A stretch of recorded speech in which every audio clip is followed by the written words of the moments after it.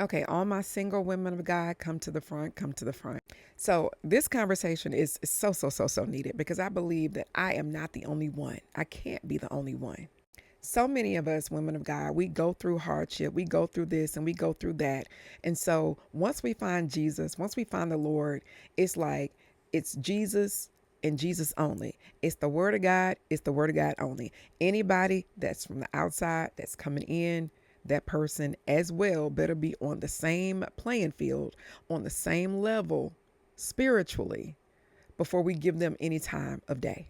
Because once we have gone through all of this fight, all of this warfare to learn how to worship the Lord, learn how to fight in a spiritual war, learn how to study the word and all this stuff, the last thing we usually want is to meet a guy who's not there or meet a guy who we claim, that we desire to be head over our household to cover us who don't know the Lord.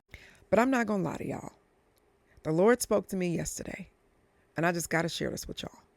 He specifically told me after an incident that I had, he was like, sweetheart, you're going to have to be flexible with your expectations.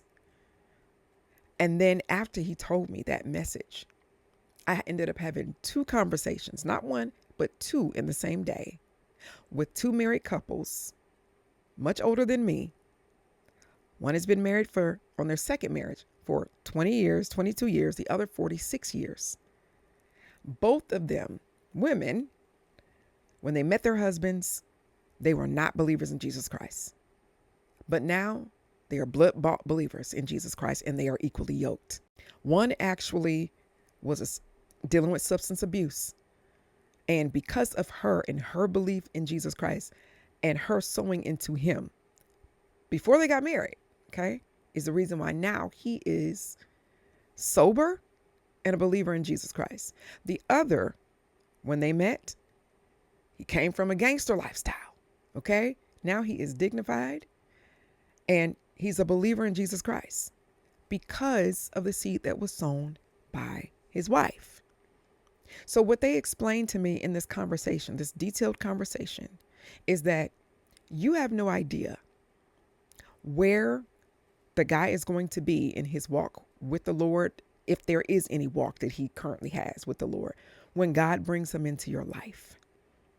We're expecting for them to come ready-made,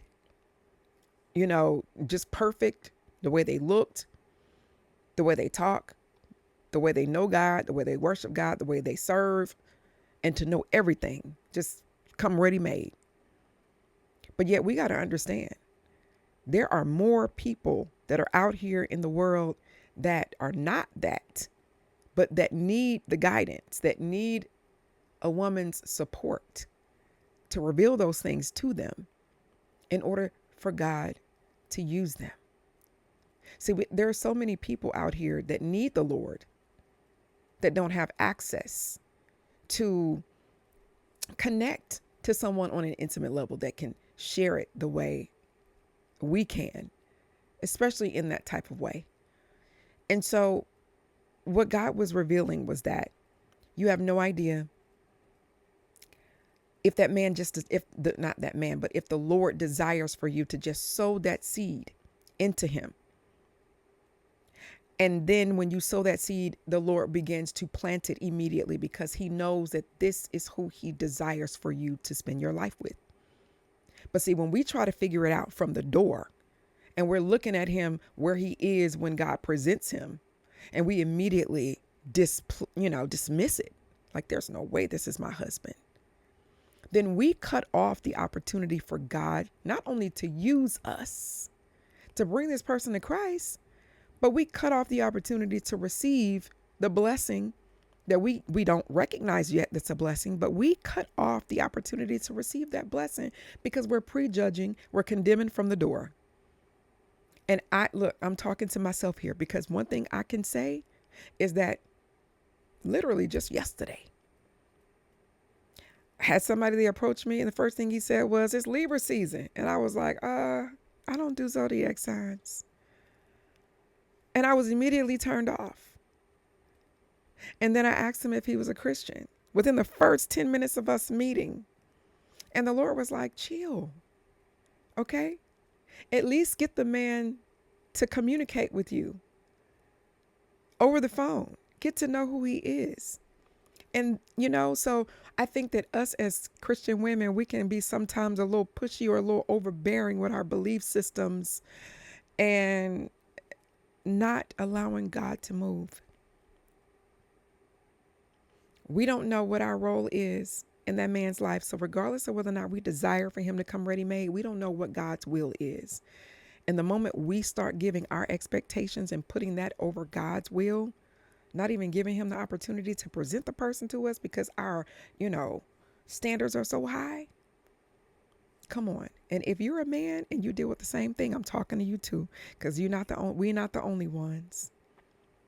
So please take this message and understand that no, that does not mean that you go into a marriage unequally yoked with anybody.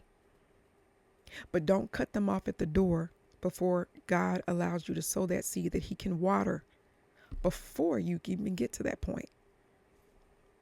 And that person could end up being the best thing you've ever had. So it's time, okay, to become flexible with your expectations. Drop them standards, ladies and men, so that you can receive the man or woman of God that God has for you.